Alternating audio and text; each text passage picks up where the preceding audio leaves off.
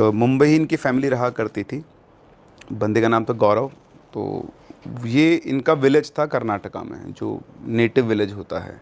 तो जब ये शायद करीबन 4-5 साल का था तब ये, क्योंकि उससे तो बच्चे को ध्यान रहता नहीं है, तो ये अपनी दादा दादी के घर पे गया हुआ था। तो इनकी जो दादा दादी थे वो वहाँ पे एक बड़ा मंदिर का टेम्पल था, मतलब मंदिर था, तो शिवा टेम्पल, उसके ट्रस्टी थे वो। तो उनका घर जो था वो मंदिर में ही था, मतलब पूरा जो एरिया होता है तो मंदिर और घर एक ही जगह पर था। और गांव के सभी लोग मंदिर में पूजा पाठ करने आया करते थे। तो जब ये पहुंचा तो वहाँ पर इसके साथ, इसकी एज का कोई था नहीं कि इसके साथ ही खेल पाए, तो घर में बैठा बैठा बोर होता रहता था। तो एक दिन इनके पड़ोस 1-2 ब्लॉक छोड़कर एक फैमिली रहती थी, तो वो फैमिली आई पूजा करने। तो उनकी एक बेटी थी, तो जो ऑलमोस्ट इसी की एज की थी, 4-5 साल की। तो ये देखा कि सेम एज की, तो उससे खेलने के लिए गया था, पर उसने उससे इंटरेक्ट नहीं किया, वो अपनी मम्मी के पास जाके छुप गई। तो फिर वो आके बैठ गया। फिर उसने अपने पापा से बोला कि पापा मेरे को तो वापस मुंबई ले चलो, यहाँ मेरे साथ कोई खेलने वाला है नहीं, मैं तो बड़ा बोर होता रहता हूँ। अच्छा, ये बातें हैं आप मान लो वापस से 87-86 के टाइम की, जब तक आज तक के सब जुगाड़ नहीं होते थे टाइम पास करने के, है ना। आजकल तो कोई बच्चा बोर ही नहीं हो सकता है। आजकल क्या होता है, मेरी जो छोटी वाली बेटी ना, वो रात रात भर सोती नहीं तो रील देखती रहती है। अच्छा, क्या ही करे उनका। बच्चे भी रील देख रहे हैं। अरे बच्चे सबसे ज़्यादा कंज्यूम कर रहे हैं। चुप कराने का नया तरीका मिल चुका है पेरेंट्स को भी। चलो अगर कोई रो रहा है तो मतलब फिर इसमें लोग बोलेंगे कि क्रिटिसाइज करते हैं, बट पॉइंट ये है कि टेक्नोलॉजी के ना इतना घुस गई ना, अब आप अवॉइड नहीं कर सकते। आप कब तक कंट्रोल कर लोगे? आपको सुबह काम करना है ना। अभी आपके उस फेज में नहीं हो ना, इसलिए बीन देयर डन दैट वाली बात करोगे ना, बेटा करो, तुम शादी करो, बच्चे करो। तो वो रहता है। तो ऐसे खैर उस टाइम पे नहीं था, तो वो बेचारा बोर हो रहा था, बच्चा खेलने वाला ही नहीं कोई साथ में। तो उसके पापा उसको लेकर गए उस लड़की के यहाँ। अब आप जानते हो उस टाइम पे गांव में कास्ट डिस्क्रिमिनेशन तो बहुत होता था। तो उनकी कास्ट तो लोअर कास्ट से बिलोंग करते थे। तो इनके दादाजी बोलते हैं कि यार तुम ऐसे वहाँ पे मत लेके जाओ उसको। बोलते अरे पापा कुछ नहीं होता, क्या सब मचा के रखा है आप लोगों ने। तो वो छोड़ के आता है, उसके फैमिली से बोलते हैं कि भाई मेरा बेटा है ये, अगर आप लोगों को दिक्कत नहीं हो तो, क्योंकि हम लोग बाहर से आए हैं, तो इसके साथ खेल लेगा, सेम एज के दोनों बच्चे। तो बोला हाँ बिल्कुल सर, कोई बात नहीं है। तो ऐसे वो पापा भी वहीं रहे उसके, 2-3 घंटे में दोनों बच्चे फेमिलियर हो गए और वो साथ साथ खेलने लग गए। तो धीरे धीरे वो 10 दिन तक वहाँ पर रहे, तो रोज़ वो उसी के साथ खेलता था। तो उन दोनों की बहुत अच्छी बॉन्डिंग हो गई। तो ये मान लो बचपन के वो दोस्त बन गए। अब हर साल वो आता, जब भी साल में 2 से 3 बार उनके चक्कर लगते थे, तो हर बार वो आके और पवित्रा के साथ खेला करता था। तो इसे धीरे धीरे दोनों बच्चे बड़े हुए। अब ये पहुंचा 10th क्लास में, तो बोर्ड्स की वजह से फिर ये गया नहीं अपने वहाँ पर। फिर 11th क्लास में शायद इसने साइंस वगैरह की स्ट्रीम ले ली थी, तो फिर से पढ़ाई का लोड, और इस तरह से बस ये अब कभी कभी लैंडलाइन फ़ोन पे बात किया करते, क्योंकि बड़े हो गए थे। 96 के आसपास की बात है। उस टाइम पे मोबाइल फ़ोन्स होते थे पर उनको अफोर्ड करना हर किसी के लिए पॉसिबल नहीं था। तब नए नए आए थे। नए नए आए थे, मुझे याद है अच्छे से। उस टाइम लैंडलाइन पे लाइन लगती थी, और कैसे किसी मोहल्ले में किसी एक के यहाँ फ़ोन होता था, और कोई दूर से आपके रिश्तेदार का फ़ोन आया तो वो आके बताते कि भाई आपका फ़ोन आया, तब आप जाते थे और फिर वो बात होती थी। ऐसा सिस्टम हुआ करता था उस टाइम पे। तो कभी कभी उनकी लैंडलाइन पे बात होती थी। तो एक बार लास्ट उनकी बात हुई थी 11th क्लास में, जब वो था, उसमें इनका कुछ आर्ग्यूमेंट हो गया था, और उसने बताया ठीक है आजकल मुझे फ़ोन मत करना। तो वो भी बंदा अपने ईगो पे ले गया, और उसने भी कभी उसको दोबारा फ़ोन नहीं किया। 12th कंप्लीट हुई। 12th कंप्लीट होने के बाद फिर उसने सोचा कि अब मैं चलता हूँ गाँव, अब मैं पवित्रा से वहीं चल के बात कर लूँगा जो भी है डिस्कशन। तो वो वहाँ पहुँचता है, पहुँच के पहले अपने घर जाता है, और अपने घर जाने के बाद बैग वैग रख के सीधा दादी दादा से मिलकर सीधा वो पहुँच जाता है पवित्रा के घर की तरफ। लेकिन वहाँ जब वो पहुँचता है तो देखता है और जो घर था वो तो खंडर बन चुका था, मतलब कोई रहता नहीं उसके अंदर। उसके आसपास के 1-2 घर जो वो भी खाली थे। तो समझ में नहीं आता, तो अपने दोस्तों के पास जाता है, जो 1-2 गाँव के बच्चे और थे, उनसे पूछते कि यार ये पवित्रा कहाँ गई। तो बोलते कि यार वो तो बहुत टाइम पहले ही चली गई यहाँ से, वो और उसकी फैमिली बेंगलोर शिफ्ट हो गए। तो बोले बेंगलोर में कहाँ? बोले यार हमको नहीं पता। फिर वो अपने घर आ गया वापस। वो सोचता रहा कि ऐसा कैसे हो सकता है, और अब उसको ये रियलाइज़ होता है कि यार मुझे वापस फ़ोन कर लेना चाहिए था। तो मैंने 2 साल से कुछ बात करने की कोशिश ही नहीं की। फिर वो अपनी दादी के पास गया, तो दादी से पूछता है कि दादी ये कहाँ गई। तो बोलते बेटा वो तो बाहर चले गए यहाँ से छोड़ छाड़ के, तेरे को नहीं पता क्या? तो बोलते नहीं, बोलते तेरी बात भी नहीं कभी। बोले नहीं। बोले कोई बात नहीं, छोड़, चले गए हो तो अब क्या कर सकते हैं। तो उसने बहुत कोशिश की बेंगलोर का एड्रेस मिल जाए, कुछ पता चल जाए, और कोई कुछ बताते नहीं था, सबका यही था। फिर एक दिन वो इनका जो मंदिर था उसी मंदिर में बैठा हुआ था। तो मंदिर में एक पुजारी थे, तो जब वो छोटा था तब से उनसे बातचीत करता था। वो इसको सिखाया करते थे पूजा पाठ करना, अलग अलग चीज़ें। तो वो पूजा कर रहे थे, उसको बैठा हुआ उनका वेट किया। वो पूजा खत्म करके बाहर आए मंदिर के बाहर। एक मंदिर के अंदर एक पट्टी बनी थी, वहाँ बैठ गए दोनों। और उसने पूछा उनसे पुजारी जी से कि पुजारी जी एक बात बताओ, ये पवित्रा कहाँ गई? मतलब इसका आपको पता है कि बेंगलोर में कहाँ रह रही हैं? तो पुजारी जी एक बार तो चुप हो गए, फिर बोले देख बेटा, क्योंकि बचपन से तू पवित्रा के साथ खेला है, मैंने तुम दोनों बच्चों को बड़े होते हुए देखा है, मैं तेरे से झूठ नहीं बोलूँगा, लेकिन पवित्रा और उसकी फैमिली की तो डेथ हो गई है। तो बोलता डेथ हो गई है? बोले हाँ, लेकिन सब लोग तो बोल रहे हैं कि वो तो बेंगलोर रहती है। तो बोले वो तो तेरे दादा दादी उन्होंने सबको बोल रखा है कि जब भी वो आएगा तो उसको ये नहीं बोलना है कि उसके साथ कुछ हो गया है, क्योंकि उसका बहुत अटैचमेंट था उससे, तो इसलिए तेरे को सब ये बोलते हैं, लेकिन सच्चाई कुछ और है। तो बोलता है मुझे बताओ क्या सच्चाई है। उन्होंने बताया कि जब वो बड़ी हुई तो जब तुमने तो आना बंद कर दिया, 2-3 साल तुम नहीं आए थे, तो यहाँ पे क्या है, कुछ लोग अब जहाँ भी वो रहते थे तो कुछ इन्फ्लुएंशियल लोग हैं, उनके जो बच्चे हैं, लड़के थे उनके, तो वो उसको टीज़ किया करते थे। रास्ते चल रही है तो गलत जगह पर टच करना, इस तरह से छेड़ना उसको, उनकी गंदी नज़र थी उसके ऊपर। तो एक बार क्या हुआ कि वो रात के टाइम पे आ रही थी तो उसको उन्होंने छेड़ा, तो उन्होंने क्या कि पुलिस कंप्लेन कर दी। तो पुलिस कंप्लेन कर दी, उन्होंने पूरी रिपोर्ट की उनके अगेंस्ट। 2 दिन तक उनको जेल में रखा, लेकिन कोई एविडेंस था ना, छोड़ दिया। तो वो उन्होंने अपनी ईगो पे ले ली। फिर उसके बाद एक दिन रात के टाइम पर वो लड़के दोनों और उनके साथ 2 और लड़के वो इनके घर में घुसे। इनके मदर फादर घुसते, इनके मदर फादर को पकड़ा और उनके मुंह में कपड़े ठूंस दिए, तीनों के मुंह में, कि कोई आवाज़ नहीं आए बाहर। और फिर मदर फादर को उन्होंने पीटा जब तक वो मर नहीं गए। और उसके बाद उन सब ने पवित्रा के साथ मतलब सारा गलत काम किया, और तब तक कि बार बार जब तक कि उसकी मौत ही नहीं हो गई है। और उसके बाद घर को बंद करके वो सब चले गए, और पूरे मोहल्ले में किसी को कुछ भी नहीं पता। तो उसके बाद क्या हुआ कि 2-3 दिन तक कोई निकला नहीं, और 2-3 दिन बाद जो बदबू आना शुरू हुई तो उनका घर खोला तो देखा कि उन तीनों की डेड बॉडी पड़ी हुई है, और पवित्रा के शरीर पे कोई कपड़ा तक नहीं था। तो उसके बाद से फिर सब लोगों ने, पुलिस आई, सब कुछ हुआ, लेकिन इन्फ्लुएंशियल लोग थे, तो जैसे तैसे करके वो फ्री हो गए सब लोग। तो उसके बाद से इस घर में कोई नहीं रहता है। लेकिन जब इनका सब कुछ हो गया, रिचुअल्स वगैरह इनको, तो इस घर के अंदर से अलग अलग अजीब सी आवाज़ आना शुरू हो गई, जैसे कोई हेल्प के लिए चिल्ला रहा है। और कई बार जो अड़ोस पड़ोस के लोग थे उन्होंने पवित्रा की आवाज़ सुनी थी कि हमने तुम सबको बुलाया लेकिन कोई भी हमारी मदद करने नहीं आया। उनकी लोकल लैंग्वेज में ऐसी आवाज़ आती थी कि जैसे पवित्रा ही बोल रही है। तो आसपास के 1-2 घर और डर के मारे खाली छोड़ के वहाँ से निकल गए हैं। और तब से लेकर अब तक मतलब यही रहता है कि ये यहाँ कोई नहीं रहता है।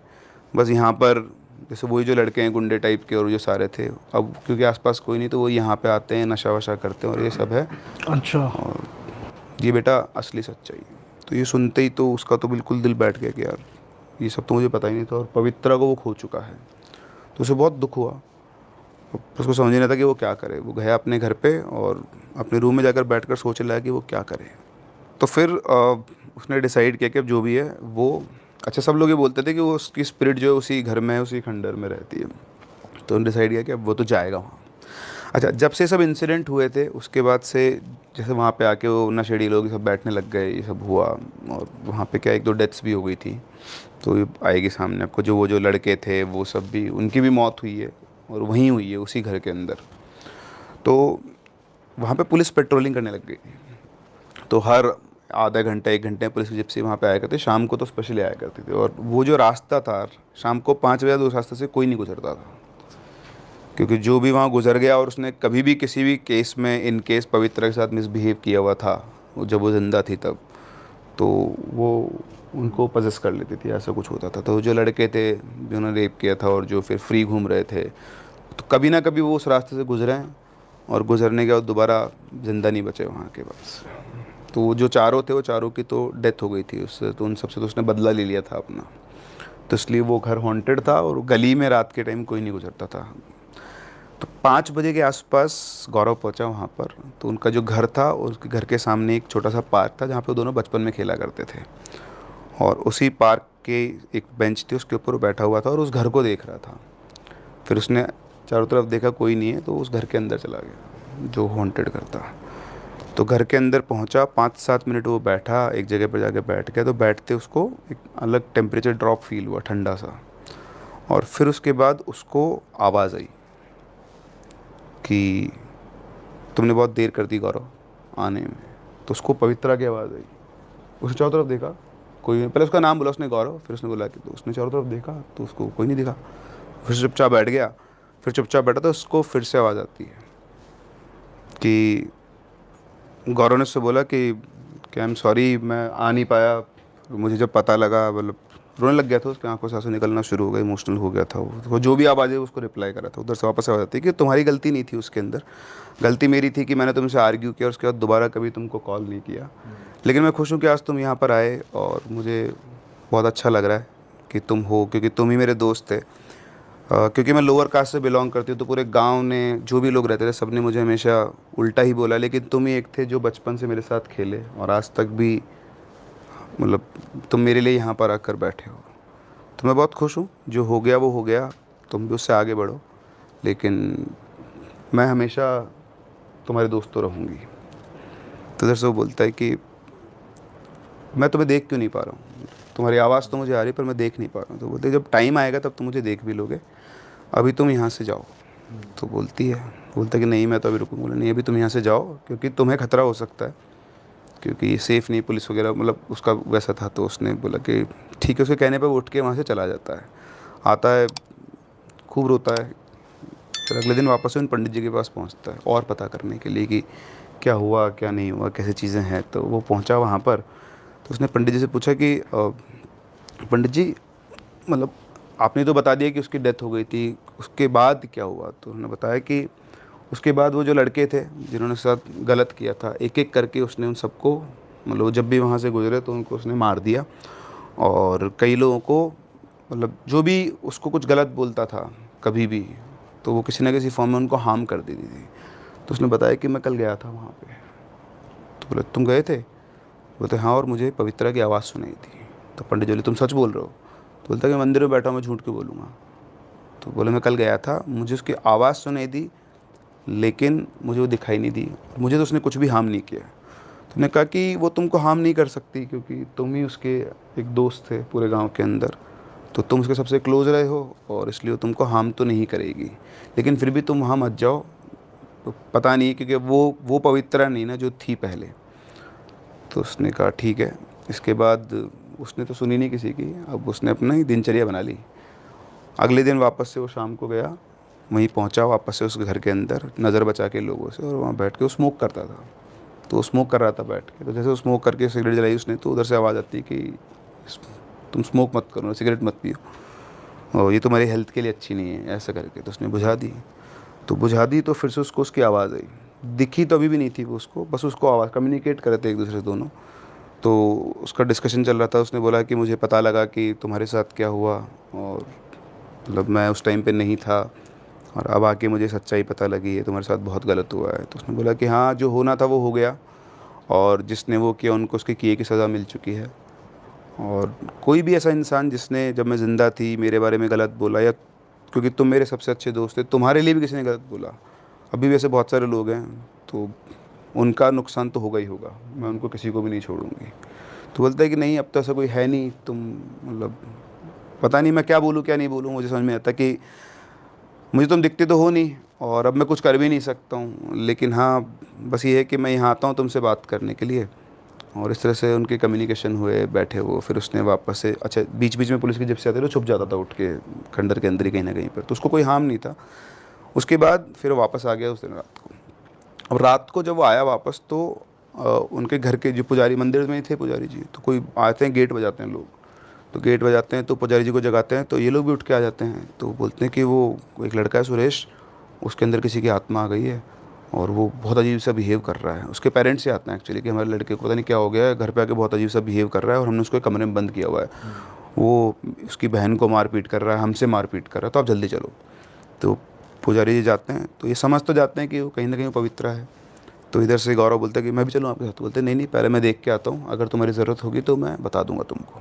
तो वो वेट करता है पंडित जी का। वो जाते हैं, वापस से आते हैं, और उसको सारा इंसिडेंट बताते हैं कि उसके अंदर कोई बहुत पावरफुल स्पिरिट आ गई है, और वो बहुत अजीब सा भी, खुद को भी हार्म कर रहा है, सबको हार्म कर रहा है। तो उसने पूछा वो पवित्रा है क्या? तो पंडित जी बोलते हैं लग तो ऐसे ही रहा है कि वो है, पर देखते हैं, एक तांत्रिक को बुलाया है जो उसको कंट्रोल कर सकता है। तो उसने बोला कि पंडित जी मैं चलूँ आपके साथ एक बार? तो उसके पापा बोलते, उसकी जो फैमिली बोलते हैं नहीं नहीं, तेरे को जाने की ज़रूरत नहीं है। तो पंडित जी के पास जाता, बोलते हैं पंडित जी आप मेरे को लेकर चलो, अब तो बड़ा हो गया था, क्योंकि तो हो सकता है मैं एक बार कोशिश करता हूँ। तो उसके पापा ने मना कर दिया कि नहीं नहीं, तो पंडित जी ने समझाया कि देखो साहब, ये 2 दिन से जा भी रहा है उस खंडर में, ये उससे बातचीत भी करा जैसे बताता है, तो इसको वो हार्म नहीं करेगी, आप चिंता करो, साथ में मैं जा रहा हूँ, हो सकता है कि उस लड़के की भी ज़िंदगी का सवाल है। तो वो जाते हैं अंदर, तो वहाँ पहले तांत्रिक पहुँच चुका होता है, तो वो तांत्रिक होता है, पुजारी होते हैं, गौरव होता है, तीनों वहाँ पहुँचते हैं। और पहुँचने के बाद वो लोग बोलते हैं कि तांत्रिक घुसरान बोलता है कि ये बहुत शक्तिशाली है और इसके लिए तो मतलब थोड़ा वो करना पड़ेगा। तो गौरव बोलता है कि आप रुक जाओ, मैं इसको हैंडल कर लूँगा। तो तांत्रिक कुछ बोलता तो पंडित जी बोलते हैं कि आप रुक जाओ, ये इसका जो भी कुछ है एक बार इसको चेक करते हैं और देखते हैं, हो सकता है कि आपको कुछ करना ही नहीं पड़े। अच्छा, ये जो लड़का था सुरेश, ये गौरव का ही दोस्त था, पहले रहा हुआ है, और इसकी एक छोटी सिस्टर थी जो इसको भी भैया ही बोला करती थी। तो वो आती ही रोने लग गई बहुत तेज कि भैया देखो, भैया को क्या हो गया है, ये वो। तो वो अंदर जाता है, तो तांत्रिक वांत्रिक सब बाहर होते हैं, पुजारी जी उसको अंदर छोड़ते हैं और बोलते हैं कि अगर कुछ भी दिक्कत हो तुम बहुत तेज़ चिल्ला देना, हम लोग सब अंदर आ जाएंगे, अगर तुम्हारे पास ऐसा लगता है मान लो तुम्हारे पर वो हमला करे या कुछ भी हो। तो अंदर घुसता है, गेट बंद करता है, तो सामने सुरेश बैठा हुआ होता है और उसकी चेहरे पे एक अलग सा डर रहता है और ऐसा लगता है वो खुद वो नहीं है। तो अंदर घुसते ही वो बोलता है कि पवित्रा तुम ये क्या कर रही हो। तो वो सेंस कर गया था कि ये वही है। तो बोलती है गौरव तुम चुपचाप यहाँ से चले जाओ, मैं तुमको हार्म नहीं कर सकती हूँ, ये तुमको बहुत अच्छे से पता है, लेकिन इसको तो मैं नहीं छोड़ूंगी। तो बोलता है कि तुमने इसको पजेस क्यों कर रखा है। बोले शायद तुम भूल गए वो दिन जिस दिन तुम और मैं आ रहे थे, और जब मैं आ रहे थे तो इसने मेरी कास्ट को लेकर और मुझको बहुत उल्टा सीधा बोला था। उस दिन तुम इससे लड़ गए थे, और जब लड़ाई तो इसने तुम्हारे पेट में लात मार दी थी और मुंह पे भी, तो तुम्हारा खून निकल गया था और मेरे लिए बहुत गलत गलत बोला था। आज कहीं जाकर मेरे चंगुल में आया है और इसको इसके किए की सज़ा ज़रूर मिलेगी। मतलब रिवेंज फॉर्म के अंदर आ गई थी प्रॉपर कि जिसने मेरे लिए गलत बोला है तो उसको उसको तो मैं बदला नहीं लेगी। छोड़ूंगी। हाँ, तो उसने बोला कि देखो तो बहुत पुरानी बात है, बचपने में किसी ने कुछ बोल दिया तुम उसको क्यों लेके बैठे। बोले नहीं, वो एडमेंट थी कि नहीं मैं तो इसको नहीं छोड़ूंगी। फिर समझाया कि देखो तुम भी एक लड़की रही हुई हो, इसकी जो सिस्टर है वो मुझे भैया बोलती है, अगर तुमने इसको कुछ हार्म कर दिया तो सोचो इसकी फैमिली का क्या होगा। तो बोलती मुझे उससे कोई मतलब नहीं है किसका क्या होगा क्या नहीं होगा, तुम चुपचाप यहाँ चले जाओ। तो मैं पहले ही बोल चुकी हूँ, वापस से बोल रही हूँ कि ये तो नहीं बचेगा, लेकिन तुमको मैं कुछ भी नहीं कर सकती। तो बोलता है कि अगर तुम मुझे दोस्त मानती हो तो उस दोस्ती के वास्ते बोल रहा हूँ कि इसको छोड़ दो, ऐसा मत करो, कोई बात नहीं, इसको माफ़ कर दो, इसने तुम्हारा उससे ज़्यादा तो कोई नुकसान नहीं किया। तो वो नहीं मानी, तो उसने जाके क्या उसका हाथ पकड़ा सुरेश का, तो उसका जो हाथ था उसको हाथ में एक फोर्स फील हो रहा था कि बहुत स्ट्रॉन्ग फोर्स है। तो उसने बोला कि तुम मेरी बात को समझो, ऐसा कुछ नहीं है, ये तो अब इसकी फैमिली का क्या हो गया, मर गया कुछ हो गया। तो उसने बहुत समझाया उसको, समझाया, उसने बोला कि ठीक है ये तुम हो इसलिए मैं इसको छोड़ रही हूँ। तो जैसे उसने बोला एकदम से उसका हाथ ढीला पड़ गया और उसके पास में से एक ठंडी सी हवा सी निकली और सब नॉर्मल, सुरेश नॉर्मल हो गया। बहुत ज़्यादा थकान से उसको फील हो गई थी, तो उसको तो लिटा दिया, बाहर निकला गेट से, बोलता है कि अब सब ठीक है। फिर वो पुजारी जी के पास गया, तो पुजारी जी ने पूछा कौन थी, तो वो पवित्रा ही थी, मैंने उसको समझाया है और अब वो चली गई है।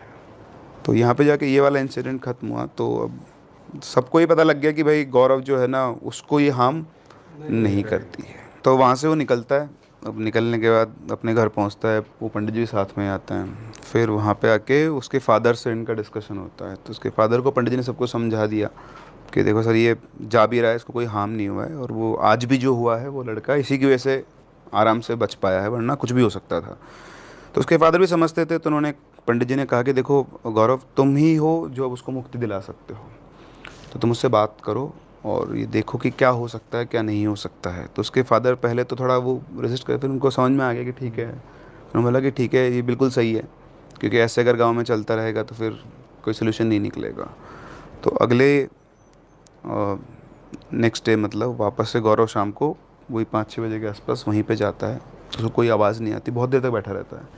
फिर वो वापस से सिगरेट जलाता है, तो जैसे ही सिगरेट जलाता है वापस से उसको आवाज़ आती है कि तुम स्मोक मत करो, मतलब सिगरेट नहीं पीनी है तुमको। उसने बोला मैं पी नहीं रहा था, तुम आई नहीं रही थी तो मेरे को जलानी पड़ी। फिर उसने बोला कि थैंक यू तुमने मेरे कहने पे कल उसको छोड़ दिया सुरेश को, है ना। और तो उसने बोला कि तुमको बीच में नहीं आना चाहिए था। बोलता मैं बीच में नहीं आता, लेकिन तुमको पता है कि उसका इतना बड़ा कोई वो था नहीं, वो तो जो पास था वो हो गया, उसको छोड़ना था, और उसकी फैमिली का क्या होता है इसलिए। तो ऐसी बातचीत हुई इनके बीच में। फिर वो बोलता है कि मैं इतने दिनों से यहाँ आ रहा हूँ, मैं तुम्हारी आवाज़ सुन सकता हूँ लेकिन मैं तुमको देख नहीं सकता, मेरे को तुमको देखना है। तो बोलती कि तुम मुझे देख पाओगे लेकिन जब सही टाइम आएगा। तो बोलता सही टाइम कब आएगा। तो पूछती कि तुम कितने दिन और हो यहाँ पर। बोलते मैं 4 दिन और हूँ। बोले ठीक है, तुम आज रात को 8 बजे के बाद आना, फिर तुम मुझे देख पाओगे, लेकिन सिर्फ तुम ही मुझे देख सकते हो, कोई और नहीं देख पाएगा। तो वो बोलता है ठीक है। बोलते तुम अभी जाओ और करीबन 8 बजे के बाद ही वापस आना। तो 8 बजे के बाद वापस आता है, अंदर पहुंचता है, बिल्कुल अंधेरा, तो बैठता है वहाँ जाकर, थोड़ी देर बैठ के फिर वापस से बातचीत शुरू होती है। तो बातें करते करते अचानक से उसकी आंखों के सामने एक लाइट आती है वाइट कलर की, और थोड़ी देर के अंदर वो लाइट पूरा उसकी फ्रेंड का फॉर्म ले लेती है, जो लास्ट टाइम उसने उसको देखा हुआ था उसी फॉर्म के अंदर। तो उसको देखते वो रोना शुरू कर देता है, रोते रोते बहुत देर तक रोता है, फिर अपने आप को संभालता है, फिर वो बातचीत करते हैं आपस में। तो उससे बोलता है कि मतलब तुम्हारी जो जगह है मतलब मेरी लाइफ में, वो एम्प्टीनेस तो हमेशा रहेगी, क्योंकि तुम मेरी चाइल्डहुड फ्रेंड रही हो और उसको कोई रिप्लेस नहीं कर सकता। मैं और कुछ तो नहीं कर सकता, लेकिन तुम मुझे ये बता दो कि तुम्हें मुक्ति कैसे मिलेगी, मतलब तुम क्या चाहती हो जिससे तुम्हारा, अब तुमने जो करना था वो कर लिया, रिवेंज ले लिया, अब इस तरह से बाकी गांव वाले यहाँ डर डर के जिए, और हाँ मुझसे अच्छा ये बताओ कि अब तुम्हें कैसे मुक्ति मिल सकती है। तो ये सब बात पंडित जी ने उससे कही थी कि तुम ये पता करो कि उसकी कैसे हेल्प कर सकते हैं ना, वो एटर्निटी के लिए यहीं पर ट्रैप्ड रह जाएगी। तो उसने कहा कि मुझे ज़्यादा कुछ नहीं चाहिए, ये जो जगह है जहाँ ये घर है इसको हटा कर यहाँ पे एक चिल्ड्रंस पार्क बना दो, और ये हर कास्ट के बच्चों के लिए ओपन रहना चाहिए। मतलब ये जो कास्टिज्म वाला सिस्टम है इसको आप थोड़ा सा वो डाइल्यूट कर दो, कि गांव के अंदर उसने बहुत इस चीज़ को झेला है और वो आगे जनरेशन्स में ये चीज़ को झेलना नहीं चाहती है। तो उसने बोला ठीक है, ये काम तो मैं करवा दूँगा। तो बोलते बस इतना सा करवा दो और उसके बाद आई विल बी हैप्पी। तो बोलता है लेकिन फिर तो तुम हमेशा के लिए चली जाओगी। तो बोलती हाँ, जब मुझे मुक्ति मिल जाएगी तो मुझे जाना ही होगा, लेकिन जब तक ये होगा तब तक तो तुम मुझसे मिल सकते हो, मैं तुम्हारे पास तो मैं हमेशा हूँ, और तुम्हें लाइफ में कभी कोई दिक्कत नहीं आएगी जब तक मैं हूँ। तो ऐसा उनका डिस्कशन हुआ बहुत अच्छा। फिर वापस उन्हें बोला कि अब तुम चले जाओ, लेट हो गया बहुत ज़्यादा, तुम्हारे जाने का टाइम हो गया, अगर पुलिस वगैरह ने पकड़ लिया तो तुम्हारे साथ भी दिक्कत हो सकती है। तो इस तरह से बातचीत क्लोज़ करके वो निकल गए। अगले दिन पुजारी जी, इनके पापा, सब ने बैठ के डिस्कशन किया कि वो ये चाहती है। तो सब ने बोला कि ठीक है यही काम करते हैं। उसके पापा ने गवर्नमेंट से परमिशन ली, पैसे कैसे इशू था नहीं, और गांव वालों ने भी कंट्रीब्यूट किया।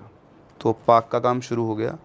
तो जिस दिन पार्क का काम शुरू हुआ, दिन के अंदर भी पवित्रा वहीं सामने खड़ी थी, गौरव को देख के मुस्कुरा रही थी, मतलब उसको दिख रही थी और किसी को नहीं दिख रही थी। 1 साल तक उस पार्क का काम चला। 1 साल के बाद जब पार्क का इनाग्रेशन था तब भी गौरव वापस आया वहाँ पर, और वहाँ पे उस दिन पवित्रा बहुत खुश थी। उसने उससे बातचीत की, उसको बताया कि ये बहुत अच्छा हो गया है, और फिर इनका डिस्कशन हुआ। फिर उसने बोला कि ये तो हो गया है, लेकिन अब तुम? तो बोलती कि अभी तो मैं हूँ यहाँ पर, ऐसा नहीं है, इतने जल्दी नहीं जा सकते, इतनी जल्दी शायद हो सकता मुक्ति वगैरह कुछ होगा, उसका प्रोसेस नहीं मिल रहा होगा। तो तुम जब भी आओगे मैं यहाँ रहूँगी, लेकिन हाँ कुछ टाइम के बाद तो मुझे जाना ही होगा। तो उसने बोला कि लेकिन तुम चली जाओगी तो फिर मैं क्या करूँगा? तो बोलते कि जब तुम 30 साल के होगे ना तो तुम्हारी लाइफ में मैं वापस आऊँगी। हाँ, जब तुम्हारी 30 साल हो जाएगी तब तक तुम्हें जब भी मेरी ज़रूरत है तो मुझे याद कर लेना, मैं तुमसे मिलने आ जाऊँगी, या तुम यहाँ आओगे तो यहाँ तो मैं हमेशा हूँ ही, ऐसा उसने कहा। तो जब भी वहाँ जाता था वो उसके साथ बैठ के बातें किया करता, वो दोस्त की तरह वो बिल्कुल रहा था। फिर वो वापस आया, कॉलेज वगैरह उसने अपना कंप्लीट किया, उसकी एक जॉब वगैरह लगी एमएनसी में। 28 साल की उम्र में उसकी शादी हो गई। तो अपनी वाइफ को लेकर वो वहीं गया। उसने सब कुछ बता रखा था उसको पवित्रा के बारे में। तो वो दिन जब वो पहुंचा, उसने उसको देख के वो खुश हुई और बोलती कि आज मेरा टाइम आ गया जाने का, अब आज के बाद मैं तुम्हें दिखाई नहीं दूँगी कभी भी। तो ऑब्वियसली वो रोने लग गया कि ऐसा कह सकते हो, तुम बस ये लास्ट था मेरा, अब हमेशा के लिए बाय बाय है। फिर चली जाती है, उसको दिखना बंद हो गई थी। फिर 2 साल के बाद उनको एक बेटी होती है 30 साल की उम्र में, और फिर पवित्रा, और उसका नाम भी उन्होंने पवित्रा रखा हुआ है। अच्छा, यूपी का है ये इंसिडेंट। एक बालक था, आम बालक, आम आदमी, मतलब आम आदमी, बिल्कुल नॉर्मल आदमी, कभी कोई मेडिटेशन वगैरह कुछ नहीं किया हुआ। तो वो राजपूत फैमिली से था, और थोड़ा क्या है वो मतलब सॉफ्ट टाइप का था। अपनी फैमिली, उसकी फैमिली बाकी सब वही राजपूत वाला है कि वो इमेज आ ही जाता है कि सब बढ़िया स्ट्रॉन्ग हट्टे कट्टे और बिल्कुल स्ट्रॉन्ग डिटर्मिनेशन वाले। बट वो क्या था, थोड़ा सॉफ्ट नेचर का था। उसके पूरे जोर चिल्ला दे तो रोने लग जाए, और बिल्कुल आप उसको घर की लड़की बोलते थे सब लोग। बाकी तो बिल्कुल दब्बू सा चुपचाप अपने काम में लगा रहता था, किसी से ज़्यादा बात नहीं करना। तो सब उसके मज़े लिया करते, होता है घर में एक ऐसा बच्चा होता है। तो सबसे वो चलता था, एक दिन उसके पापा ने उसको बोल दिया कि साला तू तो लड़का लगता ही नहीं, इससे ज़्यादा तो लड़की हो जाता। तो उसको दिल पे लग गई ये बात। अब उसके साथ कोई खेलता है, उसका एक ही दोस्त था उसका नाम था रॉकी। तो वो और ये और रॉकी दोनों साथ में रहा करते थे, बचपन से ही साथ में थे। तो ऐसे चलता रहा, 10th क्लास में पहुंचा। 11th क्लास में इसको एक लड़की मिली, उसका नाम था निकिता। तो उससे इसकी कैसे बातचीत हो गई, फ्रेंडशिप हो गई, दोनों का रिलेशन चल गया। फिर ये रॉकी और ये दोनों कानपुर शिफ्ट हो गए अपनी तैयारी करने के लिए, कोचिंग वगैरह के लिए, और वो लड़की कहीं और शिफ्ट हो गई। तो इनका रिलेशनशिप थोड़ा डगमगा गया, फिर थोड़े टाइम के बाद बिल्कुल ख़त्म हो गया। तो पहले तो क्या इसको वो लग गया था कि चलो अब घर वाले तो नहीं, पर ये है, इसने बहुत मतलब ऐसे लगा साल 1.5 साल इनका रिलेशन चला था ठीक ठाक। तो बड़ा खुश था, ये खुश रहता था, बहुत दिन भर बातें किया करते थे, मिला करते थे। तो इसके लिए सहारा बन गई थी वो। तो जैसे ही वो गई, ये फिर से टूट गया। अब पढ़ाई वढ़ाई इससे हो नहीं रही थी, कुछ भी नहीं हो रहा था। तो इसने क्या ऐसे ये अपनी वही बोलते हैं ना, अकेलेपन को दूर करने के लिए ढूंढ रहा था नेट पे तरीके अलग अलग। तो उसको कहीं से कर्ण पिशाचिनी के बारे में पता चला, और जैसे उसको डिटेल्स पता लगी, उसको लगा कि यार this is the right one, मेरे अकेलेपन का सहारा ये हो सकती है, क्योंकि मुझसे दुनिया में और तो कोई प्यार नहीं करता, कोई बात नहीं करता। वो अपने सेल्फ उसके अंदर चला गया कि मतलब मैं तो बर्बाद हूँ, ठीक है। आदमी खुद ही परसेप्शन में आता है कि मुझसे कोई ना कोई बात करता, मेरा दोस्त है, घर वाले भी मुझे प्यार नहीं करते।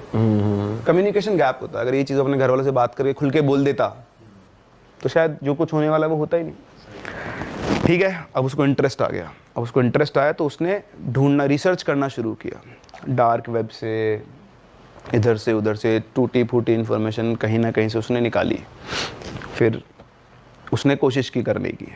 तो उसको जो प्रोसेस पता लगा था, उसमें उसको पेजेस के ऊपर कुछ श्लोक थे वो लिखे थे उसने, उनको उच्चारण करना होता था, और साथ साथ में ऐसे खून के छींटे मारने होते थे। तो खुद के ही खून के छींटे मारने होते थे, और साथ में थोड़ा थोड़ा अल्कोहल, उसके ऐसे कुछ प्रोसेस था। तो उसने किया। अच्छा, रहते ये रूम में, अलग अलग रूम में रहते थे, इसका अपना रूम था। तो ये प्रोसेस इसने स्टार्ट किया, इसको कुछ मिला नहीं, कुछ हुआ नहीं, कोई सिद्ध विद्ध कुछ नहीं, कुछ दिखी ना कुछ नहीं है, लेकिन इसको वहाँ से पीने की आदत पड़ गई। अच्छा, इसकी जो फैमिली बैकग्राउंड है तो बढ़िया पॉलिटिशियन, पैसे वाले लोग थे, कोई दिक्कत नहीं है। तो इसने लिखा भी था मुझे कि मेरा 1 महीने का विस्की का बिल था 87,000 रुपीज़। उसने खुद ही आपको स्टोरी भेजी है? ओके। पूरे तेरी 87,000 रुपये 1 महीने का। ऐसी कौन सी और कितनी बोतलें पी गया? बिल्कुल पेटी की पेटी ला रहे हैं। बॉटल्स तो ही निपटारा होगा, सोचो ना आप। वो पैकड़ बन गया पूरा दबा कर। हाँ। पता नहीं क्या इन्वोक हुआ उसके अंदर, पहले नहीं पीता था, पर वो शायद डिप्रेशन, अकेलापन, उसको उसने सारा समझ लिया, होता ही है। अब हुआ, कब तक झेल लेगा शरीर। तो ये भाई साहब हो गए बीमार। तो एक दिन जो इसका दोस्त था वो इससे मिलने आया। तो इससे मिलने आया तो देखा कि वो पलंग पे पड़ा हुआ है, उसकी हालत ही नहीं, बिल्कुल ऐसे काल, आंखों पर डार्क सर्किल हो गए, बिल्कुल सूख गया है। और उसने उसको उठाया, देखा तो बेहोश पड़ा हुआ है। तो उसको उठा के हॉस्पिटल लेकर गया, रूम की हालत उसने देख ही ली थी। फिर हॉस्पिटल लेकर गया, हॉस्पिटल दिखाया डॉक्टर को, तो डॉक्टर ने बोला कि इसको तो डेंगू है, और इसके लीवर के अंदर 4th कैटेगरी का इन्फ्लेमेशन है। बोले तो एडमिट होएगा, आईसीयू में रहेगा, और उसके पता नहीं बचेगा भी नहीं बचेगा। तो उसने फटाफट से घर वालों को फ़ोन कर दिया। अब घर वालों को फ़ोन करते हुए याद है कि उसका कमरा तो पूरा फैला पड़ा है। तो वो गए, तो आप उसको फ़ोन करके इसको एडमिट कराया। बोले इसके फादर वगैरह आ रहे हैं, आप इसका ध्यान रखो। वो रूम पे गया, अच्छे दोस्त की तरह पूरा रूम साफ़ किया, सब कुछ मैनेज किया, क्योंकि आएंगे तो उसी के रूम पे। तो इस तरह से अरेंज किया, फिर वापस आ गया, अंकल आंटी को बताया, फिर सब कुछ हुआ। 23 दिन तक वो एडमिट रहा, जिसमें से 11 दिन वो आईसीयू में था और बाकी दिन नॉर्मल में। फिर करके शिफ्ट हुआ, फिर उसको घर पे ले गए। छोड़ पढ़ाई वढ़ाई भी, तो तबीयत ख़राब हो रही है। तो जब हो गए, ले गए इसको, तो इधर से ये जो था रॉकी, ये भी पहुंचा घर पे उसके। जब ये ठीक हो गया तो एक दिन घर पहुंचा, उससे अकेले में बात की। बोला भाई क्या हो गया तुझे? तो बोलता क्यों, क्या हो गया मेरे को? बोला तू किन चक्करों में फंसा हुआ है? तो भाई मैं कौन से चक्करों में फंसा हुआ हूँ? बोलता है एक तो तू इतनी दारू पीने तेरे कब से शुरू कर दी, और तू क्यों पी रहा है मुझे पता है। तो बोलता तेरे को क्या पता है? तो बोलता है कि तेरे कमरे के अंदर ना मेरे को पन्ने मिले थे, उन पन्नों पे संस्कृत में कुछ मंत्र लिखे हुए थे, मुझे आती तो है नहीं, और उनके ऊपर खून के छींटे थे, और एक पन्ने नहीं बहुत सारे पन्ने थे। तो मेरे को बता क्या चल रहा था लाइफ में। तो उसने थोड़ा झुंझला गया, बोलता कुछ नहीं चल रहा है यार, तू फालतू दिमाग खराब मत कर मेरा, कुछ नहीं चल रहा, मैं जा। उठ के चल दिया वो, बात शुरू होते। रॉकी को समझ में तो आ गया था कुछ गड़बड़ है। तो वो भी ठीक है, अब नहीं बताना चाह रहा, अगला इधर चला गया वो। अब ठीक है, अब इधर ये अपने घर पे रहा थोड़े दिन, तो फिर वापस से कानपुर गया ये। फिर इसकी पढ़ाई वढ़ाई चालू हुई, वापस से पढ़ के कैसे कर इसने 12th पास की अपनी। रॉकी से मिलता रहता था, पर इस टॉपिक पे कभी बात नहीं दोबारा। फिर 12th पास करने के बाद अभी वापस अपने घर पे आया, और इसने डिसाइड किया कि अब कुछ नहीं करना पढ़ाई वढ़ाई, अब एक ही काम करना है। कर्ण पिशाचिनी को बुलाना है। फिर से? वो आई नहीं थी ना, पहली बार उसने ट्राई किया तो आई नहीं, तो उसको लगा कि पहली बार में तो नहीं आई, मतलब मेरा प्रोसेस गलत है। तो पहले उसने ये काम किया कि मैं जीव जंजाल से फ्री होता हूँ ताकि कोई मुझे रोकने टोकने वाला ना हो। अब वो आ गया, इनके घर के 3rd फ्लोर के ऊपर रूम था इसका, वो रूम में आया और उसने शुरू की रिसर्च, कहाँ पे क्या मिलेगा क्या नहीं मिलेगा। डार्क वेब पे जहाँ उसको मौका मिलता बात करता, तांत्रिकों के पास गया, ढूंढे अलग अलग लोगों से, गुरु से, सबको पता करा के वो पूरा प्रोसेस सीख सिखा के आया और बोला अब तो मैं करके रहूँगा। तो इसने वैसे अब स्टार्ट की अपनी साधना। रोज़ कमरे में बैठता रात के टाइम और पूरा जो प्रोसेस होता उसको वो करता था। तो 1 दिन 2 दिन 3 दिन 4 दिन चलता रहा। अच्छा, जब इसका जो लास्ट डे होने वाला था उस दिन बाई चांस दिवाली थी। तो दीपावली पे क्या होता है कि भाई सभी लोग जाते मिलने, तो इनके घर वाले के यार हम लोग वहाँ, सुबह बोले कि आज हम अपने पेरेंटल हाउस चलेंगे। तो उसने बोला कि नहीं मेरे को नहीं जाना, मैं तो यहीं रहूँगा, मेरे को नहीं जाना, मेरे को पसंद नहीं कि मैं वहाँ जाऊँगा सब मुझको वापस से टॉर्चर करते हैं, मेंटल टॉर्चर होता है मेरा और मैं नहीं जाऊँगा। तो उनको पता था कि मेंटली वैसे अनस्टेबल है, रहने दो उसको यहीं। तो उनको चल ठीक है, क्योंकि सब कुछ नॉर्मल चल रहा था, तो उसे कोई हरकतें नहीं थी। तो बोला चल ठीक है तू यहीं रह और कोई दिक्कत नहीं। तो चले गए।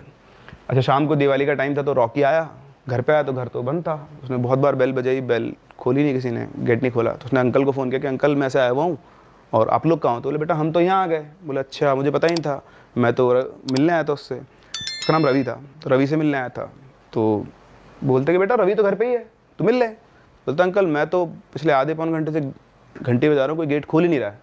तो बोलता यार उसको तो घर ही छोड़ के आया था, तू चेक कर। तो अब वो फ़ोन रखा उसने, तो उनका जो घर था वो पास पास अटैच वाले घर थे। तो दूसरा एक और लड़का रहता था उसके पास में पीछे घर पे, उसका दोस्त है, तीनों कॉमन फ्रेंड थे। तो उसी घर पे गए, बोले यार ऐसी सी बात है। तो बोले अपन तेरे छत पे से चलते हैं। तो वो छत पे से गए। छत पे इतना सा गैप था, सिर्फ इतना सा, जिस पे से वो लड़का रोज़ कूद, मतलब इतना क्या थोड़ा और बड़ा मान लो, वो लड़का रोज़ कूद के आराम से करता ही था। तो कूद के चला गया नीचे। नीचे जाके देखा तो उसका गेट खुला हुआ था। तो गेट खुला हुआ था, अंदर ऐसे दिए जल रहे थे, लाइट वाइट सब बंद थी। जाके देखा तो पलंग के ऊपर आधे पलंग पे वो उसकी बॉडी थी और आधे पे लटका हुआ था नीचे, ऐसे पूरा नंगा पड़ा हुआ था। उसके हाथ में ब्लेड से बहुत सारे कट लगे हुए थे, नीचे कुछ बना हुआ था और उसके अंदर ब्लड ऐसे बिखरा हुआ था। तो आए, वही पन्नों पे वो मंत्र वगैरह कुछ लिखे हुए थे ऐसे करके। तो आया, आके उसको उठाया तो बिल्कुल ऐसे अधमरी सी हालत में था कि बेहोश सा था, बिल्कुल अजीब सा हो रखा था। तो उन्होंने उसको उठाया कि क्या हो गया तेरे को, क्या कर रहा है तू ये सब। तो थोड़ा सा सक पड़ा, पर बिल्कुल नशे की दवाई दे दी हो किसी ने। उसकी आँख ऐसे खुले और कुछ नहीं। तो उसको इतना दिख रहा था कि ये लोग कुछ साफ कर रहे हैं। और जो लड़का था ना पीछे रहता था, वो पन्ने उठा के उसने वो पन्ने वहीं के वहीं जलाना शुरू कर दिए। और जैसे उसने जलाना शुरू किए उसको गुस्सा आना शुरू हुआ, पर वो हिम्मत नहीं थी उसकी उठने की। तो जला दिए उसने, जला जुलू के वो उसको लिटाया, थोड़ा उसको साफ वाफ किया बढ़िया से, देखा कि हाँ सीरियस नहीं है, नशे में है, क्योंकि विस्की पी ली उसने बहुत सारी। तो उसको लिटा के वो चले गए। अच्छा, इधर से रॉकी तो गया अपना गेट खोले और वो अपनी छत पे से गया वापस। तो जैसे वो छत पे चढ़ के वो कूदने लगा उस गैप को, उसी गैप के अंदर कूद गया वो, मतलब गिर गया वो। जो उसने 1000 टाइम्स क्रॉस किया हुआ है वो गैप, वो एज इट उस गैप में गिरा, उसका पैर फ्रैक्चर हो गया। जो कभी मतलब था ही नहीं कि उसमें वो गिर सकता है। तो ठीक है, गिर गया, हो गया, टूट गया। फिर रॉकी को पता लगा, उसको भी संभाल के आया। फिर इसने तो बातचीत ही करना बंद कर दिया, फिर लड़के ने। तो इधर रॉकी सुबह आया, इससे बोला, तो रॉकी बोला मेरे को ना कल बारे में कोई बात नहीं करनी, अगर तू इसलिए आया ना तू मत आ, भाग यहाँ से, मैं तेरे से इस बारे में कोई बात नहीं करूँगा कि कल क्या हुआ था। भगा दिया उसको। अब ईगो तो ईगो ही होता है, वो भी चला गया, भाड़ में जा, मेरे को क्या फ़र्क पड़ रहा है, तेरे जो करना है कर, ठीक है। अब इस दिन से, मतलब नेक्स्ट डे से उसको ये फील होने लग गया था कि मेरे आसपास कुछ है। हाँ, दिखता कुछ नहीं था, सुनाई कुछ नहीं आता, फुसफुसाहट आती थी हल्की फुल्की, समझ में कुछ नहीं आता था, लेकिन उसकी खाने पीने की इच्छा बढ़ गई। मतलब नॉनवेज मीट बढ़िया खाता था वो, वैसे चलता था उनके घर में, तो कोई दिक्कत नहीं थी। एल्कोहल का तो आपको पता ही शुरू से चल रहा था। 1 दिन 2 दिन 4 दिन 5 दिन 10 दिन के बाद तो उसको शैडो दिखने लग गई है कि एक शैडो घूम रही है, और उसे प्रॉपर लगता है किसी ने उसका यहाँ पे हाथ, यहाँ से सिर पकड़ा और कान में कोई कुछ कहने की कोशिश करा, फुसफुसा रहा है, समझ में कुछ नहीं आता था। तो धीरे धीरे मैनिफेस्टेशन हुआ। अच्छा, जब उसको वो शैडो दिखना शुरू हुआ तो उसको फर्स्ट डे से ऑनवर्ड्स उसको सपनों में ऐसा लगता था कि उसका इंटरकोर्स कर रहा है, उसको फील होता था प्रॉपर। सो ये प्रोसेस शुरू हो गया। अब जैसा उसने बताया मैं वैसा एग्जैक्टली सेम वो बता रहा हूँ कि जो क्या क्या चल रहा था उसके साथ। तो कान के अंदर उसको आवाज़ आना शुरू हुई, धीरे धीरे वो आवाज़ आना क्लियर भी हुई, मतलब अब उसको भाषा समझ में आने लग गई थी धीरे धीरे धीरे धीरे, मतलब मैनिफेस्टेशन चल रहा था। तो शायद 20-25-30 दिन ऐसे कुछ हुए होंगे। अब उसको भी मज़ा आ रहा था, धीरे धीरे वो समझने लग गया वो क्या बात कह रही है, क्या कर रही है। तो अब वो खुश हो गया था कि अब इस बार आई एम सक्सेसफुल, आ चुकी है वो, और ही वॉज वेरी हैप्पी। तो चलता रहा सब कुछ बढ़िया से। उसको किसी के बारे में कुछ पता करना है, कोई भी बात करनी है, सब वो बता देती थी उसको, और वो उसको अपनी जो उसको चाहिए वो उसको उसके सप्लाई मिलती रहती थी। रॉ मीट खाने लग गया था वो, रॉ मीट, कच्चा, वो वाला पकाने की ज़रूरत ही नहीं है, सीधा कच्चा मीट खाना शुरू कर दिया था उसने। सो हुआ क्या कि एक दिन की बात है, उसकी मदर आई उसके पास। तो उसकी मदर आके बोलती है, उसको बहुत दिनों से वो उससे बोलना भी चाह रही थी, कि प्यार से उसके पास बैठती है, उसको गले लगा बोलती है कि बेटा तेरी क्या हालत कर ली तूने, कुछ खाता पीता भी नहीं है और तू ऐसा कैसा हो रहा है, किसी से बोलता नहीं है, वो घबरा ऐसा रहता है। तो उसने गले लगाया, तो अब उसके मन में रिग्रेट आ गया। अब रिग्रेट आ गया तो उसका रेजिस्टेंस क्रिएट होना शुरू हो गया। अब वो रेजिस्टेंस झेल नहीं सकती, वो तो बहुत ईगोइस्टिक एंटिटी। तो जैसे उसका रेजिस्टेंस आया, अब उसने उसको हॉन्टिंग करना शुरू किया उसको, मतलब अब जो अब तक जिसको वो सुख समझ रहा था, उसके लिए वो दुख बन चुका था। अब वो चाहता था कि ये चली जाए। अच्छा, मीनवाइल एक और इंसिडेंट हुआ, इसके थोड़े दिनों बाद ही इसके पापा का भी एक्सीडेंट हो गया। अच्छे गए चलते चलते, बढ़िया गाड़ी चलाते थे, स्कॉर्पियो थी, वो चलते चलते पलट गई और मरते मरते वो बचे। पर आपने कहा था कि ये और तो कोई करती है वो तो सबको दूर करेगी जो आपके पास आएगा, you are the property. Major ये होता है कि अगर कोई भी लेडी पास में आ गई तो वो है। पर अब उसका रेजिस्टेंस चालू हो गया था ना, अब उसका अपना अफेक्शन किसकी तरफ जाना शुरू हो गया था, पेरेंट्स की तरफ, और लॉयल्टी किसकी तरफ होनी थी, इसकी तरफ। तो उसका हो गया, तो ठीक है अब झेलो। तो मदर का हुआ, फिर फादर का, तो दोनों से लग गया कि नहीं, अब वो ये प्रार्थना करता था कि चली जाए, कैसे भी करके चली जाए, पर वो जाती नहीं थी। वो रोज़ आती, रोज़ रात, पूरी पूरी रात वो सो नहीं पाता था, कोने में बैठ के बिल्कुल घबराया हुआ सा, और उसको जो करना था वो करके और जाती थी। उसका तो जो था वो प्रॉपर सिस्टम सब कुछ वही था। तो इस तरह से वो अब वो मन ही मन रात भर जागता, फिर सुबह तक सोता रहता। धीरे धीरे उसके पापा को भी चीज़ें दिख ही रही थी। तो जब सब चीज़ें इतनी बिगड़ गई, उनको लग गया कि यार कुछ ना कुछ उसके साथ चल रहा है। तो उन्होंने उसको कुछ भी नहीं बताया। इनके खुद के इनके गुरुजी थे, उनका आश्रम तो बहुत पहुँचे हुए सिद्ध। तो वहाँ गए वो, वहाँ जाके उन्होंने बताया कि मेरे बेटे के साथ साथ पता नहीं क्या चल रहा है ऐसा कि रात रात भर जागता रहता है और ऐसे ऐसी बात है। तो उन्होंने बोला कि आपके लड़के की ज़िंदगी में ना कोई एन नाम की लड़की थी, उसकी वजह से ये सब हो रहा है। तो उन्होंने बोला मुझे तो ऐसा कुछ पता नहीं है। तो इनके एक भैया थे, ईशू कुछ ऐसे कुछ नाम था उनका।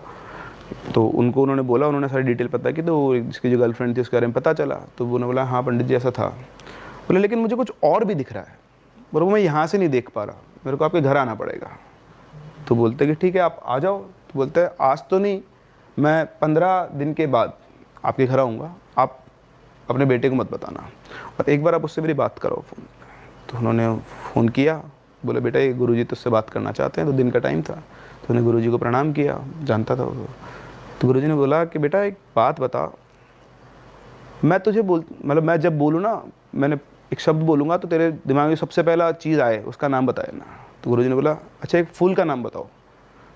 तो आपको मैं बोलूँ एक फूल का नाम बताओ, आप क्या नाम लोगे? रोज़। रोज़ मोस्टली सबके। वो बोलता है पोस्त, अफीम का जो डोडा होता है ना उसका पोस्त फूल होता है, पोस्त का, जिससे मतलब बेसिकली आपका ये गांजा वांजा सब, ये सब अफीम तो आप जानते हो। तो पोस्त का उसने नाम बोला। पोस्त का नाम बोलते गुरुजी को कुछ ठन का, उन्होंने पेपर पे कुछ लिखा और बोला आप जाओ, उसको कुछ मत बताना, 15 दिन के बाद मिलते हैं। ठीक है। तो वो आ गए, 15 दिन गुजारे उन्होंने कैसे कैसे। 15वें दिन वो गुरुजी आए। अच्छा वो गुरुजी आए, आकर उन्होंने बोला कि तुम सब यहीं रहो। अच्छा उनके साथ वो अपनी हवन सामग्री रखे थे, और उनके साथ उनके कोई 2-3 लोग भी थे। तो सब आए और उसको उसी के रूम में चले गए सीधा जाके उन्होंने चाहता रूम का निरीक्षण किया, अपना सारा सामान वगैरह फैलाया वहाँ पर, और फिर उसके बाद उन्होंने अपने कुछ पूजा वगैरह करना शुरू किया। तो 2 सेटअप उन्होंने बनाए थे, एक इसके रूम में था और नीचे एक उन्होंने पूरा हवन बनवा रखा था उसमें। तो सारे घर वाले वगैरह सब वहाँ बैठे थे। इधर अंदर रूम में 3 लोग थे और गुरुजी थे, और मतलब 2 उनके वो असिस्टेंट, गुरुजी और वो। फिर उसके बाद उन्होंने मंत्र पढ़ना शुरू किए। तो करीबन आधा घंटा, ये मान लो अब चल रहा होगा चीज़ें। तो फिर वो जो था उसको वहाँ बिठा दिया था, लड़के को, रवि को, वो बैठ गया वहाँ, और उसको तो फील हो गया कि अब उसके चारों तरफ से काली परछाई उसके आसपास, उसी के आसपास मंडरा रही है, और इधर वो गुरुजी अपना अनुष्ठान करे जा रहे हैं, मंत्र पढ़े जा रहे हैं। तो अब उसको प्रॉपर फील हो रहा था कि उसके पीछे से एक परछाई निकली है और वो गुरुजी की तरफ गई है, फिर वापस आई है, ऐसे वो घूम रही है। और घूमते घूमते उसको पैरों के निशान दिख रहे हैं खून से सने हुए हैं। This is what he told like.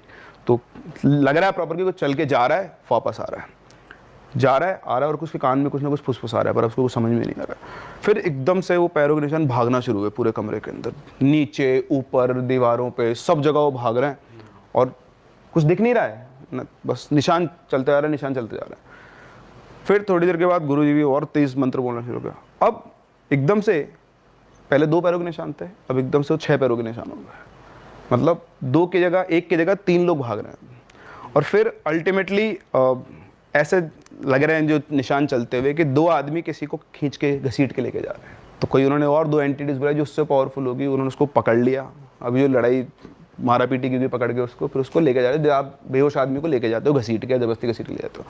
तो नीचे उतरे, वो जो हवन था उस हवन के अंदर उसको बिठाया और वहाँ पर उसको बिठाकर उसके साथ वापस से पूजा वगैरह शुरू की। तो एक नारियल लिया, वो जो हवन में आग जलती उसी में से हाथ से राख निकाली, उसके माथे पे लगाई, वो नारियल को तलवार से काटा, उसके अंदर डाला। फिर करीबन 15-16 घंटे तक वो हवन चला और वो 15-16 घंटे तक सारा प्रोसेस चलता रहा। घर वाले सब वहीं के वहीं थे। फिर जाके लड़का थोड़ा स्थिर हुआ, शांत हुआ। उन्होंने बोला कि अब ये ठीक हो गया है। फिर उसको ऊपर लेकर गए, फिर उसको समझाया, अकेले में बात की उससे। 7-8 घंटे तक उसके साथ बैठे रहे गुरुजी। पूजा वूजा खत्म हो गई ना, उसका थोड़ा रेस्ट करवाया। फिर शाम के टाइम वापस पहुँचे, उससे बोला बेटा क्या किया था तूने? तो उन्होंने बताया कि मैंने ऐसे किया था। बोले तूने गलती कर तो ली है, अब दोबारा मत करना, ठीक है ना। और अब इन सब जो दूर है ना, रोज़ तेरे को हनुमान चालीसा पढ़नी है सुबह शाम, ठीक है। अभी भी ऐसा नहीं है कि तू इससे मुक्त हो गया है, तेरे को समय लगेगा। उन्होंने कुछ बना के भी दिया, उसको धागे वगैरह वो बांधे और बोले जीवन में अब कभी दोबारा ये काम मत करना। आज अगर मैं नहीं होता ना तो तुझे कोई नहीं बचा सकता। अरे वाह, आपने ये वीडियो यहाँ तक देख ली भाई, तुमने हमारी मेहनत सफल कर दिया। तुम ही लोग हो असली रियल हिट। और अगर आपको बहुत मज़ा आ रहा है ऐसी क्लिप्स में, ऐसी वीडियोस में, तो फटाफट जाइए प्लेलिस्ट पे बिंज वॉच कीजिए और सारी वीडियोस देख डालो और मौज काटो। That is it. हम मिलेंगे नए पॉडकास्ट में, नए क्लिप में। Till then bye bye, see you, take care, do subscribe.